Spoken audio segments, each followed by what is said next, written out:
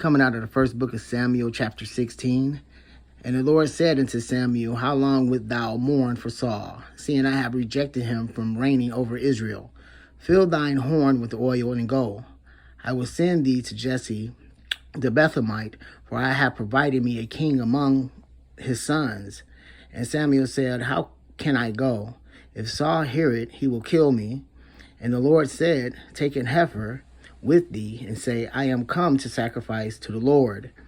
And call Jesse to the sacrifice, and I will show thee what thou shalt do. And thou shalt anoint unto me him whom I name unto thee. And Samuel did that which the Lord spake, and came to Bethlehem. And the elders of the town trembled at his coming, and said, Comest thou peaceably? And he said, Peaceably, I am come to sacrifice unto the Lord. Sanctify yourselves and come with me to the sacrifice. And he sanctified Jesse and his sons, and called them to the sacrifice. And it came to pass, when they were come, that he looked on Eliab, and said, Surely the Lord anointed is before him.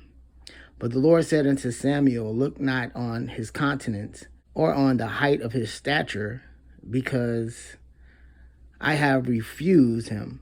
For the Lord seeth not as man seeth, for man looketh on the outward appearance, but the Lord looketh on the heart.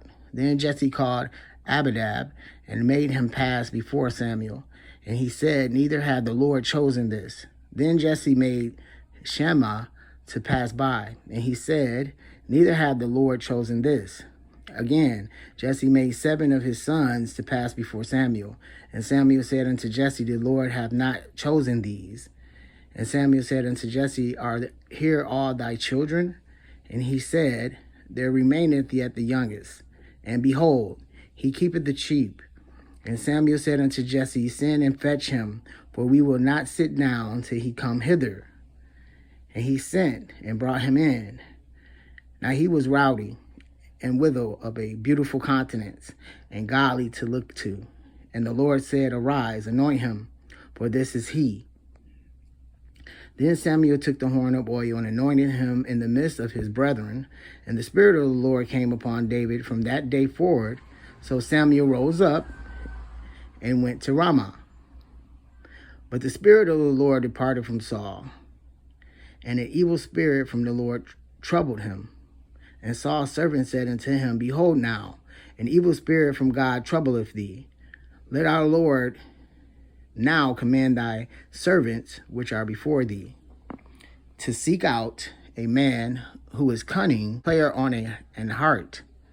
And it shall come to pass, when the evil spirit from God is upon thee, that he shall play with his hand, and thou shalt be well. And Saul said unto his servants, Provide me now a man that play well, and bring him to me.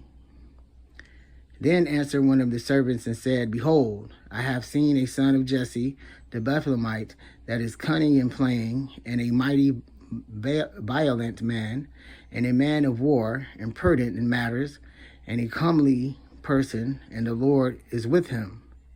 Wherefore Saul sent messengers unto Jesse and said, Send me David thy son, which is with the sheep.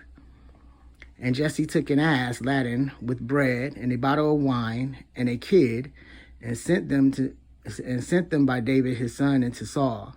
And David came to Saul and stood before him, and he loved him greatly, and he became his armor bearer.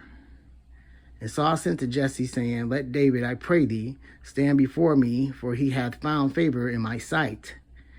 And it came to pass, when the evil spirit of God was upon Saul, that David took an harp and played with his hand, and Saul was refreshed and was well, and the evil spirit departed from him.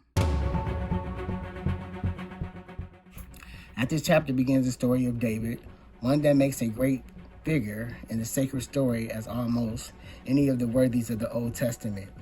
One that both with his sword and with his pen served the honor of God and the interests of Israel as much as most ever did, and was as a type of Christ. Samuel is appointed and commissioned to anoint a king among the sons of Jesse at Bethlehem.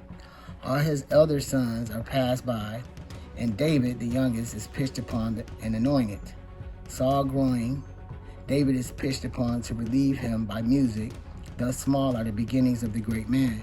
Samuel, he retired to his own house in Ramah with a resolution not to appear anymore in public business, but to addict himself wholly to the instructing and training up of the sons of the prophets, over whom he presided.